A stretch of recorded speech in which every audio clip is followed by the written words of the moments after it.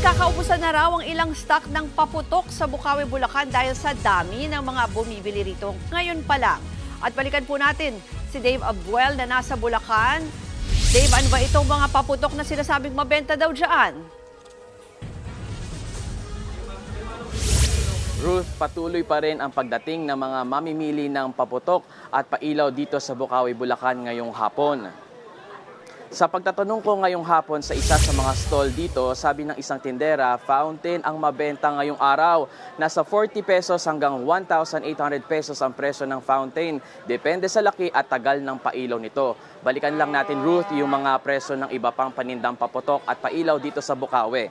Nasa 600 hanggang 1,500 pesos ang presyo ng 16 shots na aerial fireworks, hanggang 7,000 pesos sa 49 shots at hanggang 12,000 sa 100 shots. Paubos na raw ang stock ngayon ng sawa at kwitis dahil marami nang nakabili.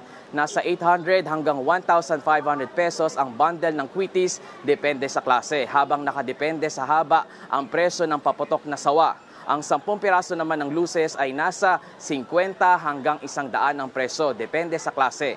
May paalala rin ang Bureau of Fire Protection sa tamang pag-safe keep ng mga nabiling paputok at pailaw.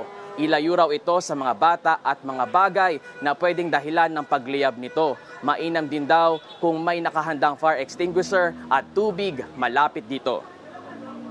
Ruth, payo sa mga kapatid natin na ngayon pa lang ay mamimili rito sa Bukawi.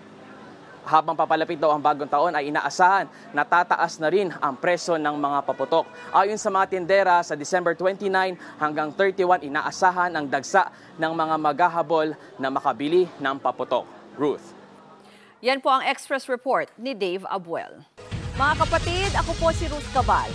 Maging maalam at may pakialam sa mga may init at rumaratsyadang balita sa Frontline Express. Para maging updated sa balitaan, mag-subscribe lang sa social media pages ng News 5.